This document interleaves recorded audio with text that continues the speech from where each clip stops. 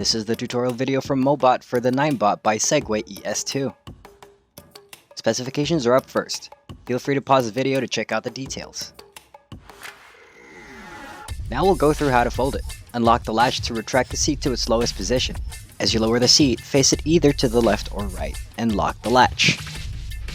There is a lever under the seat which can be pulled to unlock and have the seat facing upward. At the base, unlock the latch and release the secondary lock by pulling it to the right as shown here, and then proceed to collapse the seat down. To fold the stem of the scooter, place your foot on the lock at the base of the stem as shown here.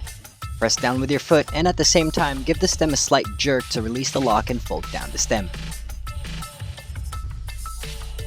There is an insert on the rear mudguard where you can hook the stem to hold it in place like so. When unfolding, release the stem by pressing down on the mudguard and lifting the stem upright. Bring the stem up all the way until it is locked in place. Don't forget that the locking mechanism for folding the stem of the scooter can be tilted up to prevent accidentally stepping on it while riding. Next, bring the seat upright.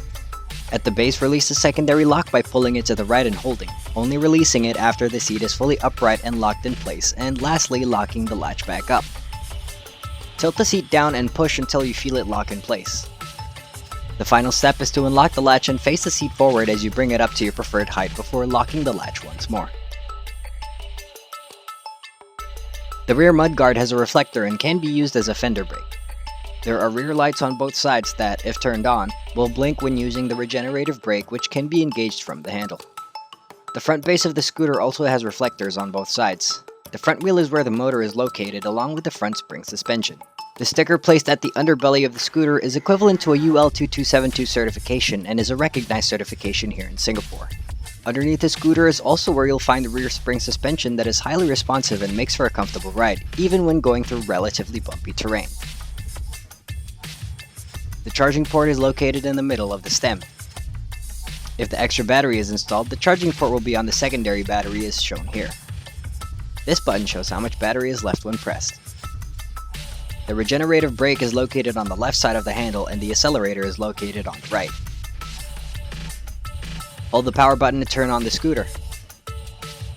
Click the power button to turn on the front and rear lights. Click the power button again to turn off the lights. Double-clicking the power button changes the speed setting. Standard mode displays a white icon and sports mode displays a red icon. When there is no icon displayed, the scooter is set to limited mode. The screen displays your speed as well as a gauge of how much battery is left. Now let's move on to connecting the scooter to the mobile app via Bluetooth. Do ensure that the app is given permission to access location settings in order to connect the app to the scooter. Now with the scooter turned on, begin scanning from the app. As shown here, the scooter must be activated in order to remove the limited mode restriction. You will be prompted to enter an email address as well as create a password lock for your scooter. Go ahead and follow the steps, and once you're done, connect your app to the scooter once again and enter the password that you created in order to remove the limited mode restriction and access the Bluetooth features of the scooter. There might be firmware updates for the app, and we recommend updating whenever it is available in order to make use of all the features. With the Bluetooth connection established, the Bluetooth icon on the scooter is no longer blinking. The main menu of the app will have a lock icon on it which, when pressed, will engage the anti-theft feature of the scooter. With this function turned on, tampering of the scooter will turn on the anti-theft alarm. Press the lock again to turn off the anti-theft feature. Press the settings button located on the top right. Here you can access all the features of the app beginning with the lights.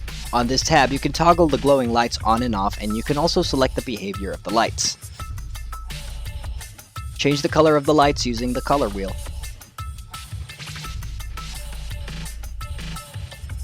The next setting allows you to adjust how fast the speed of limited mode is.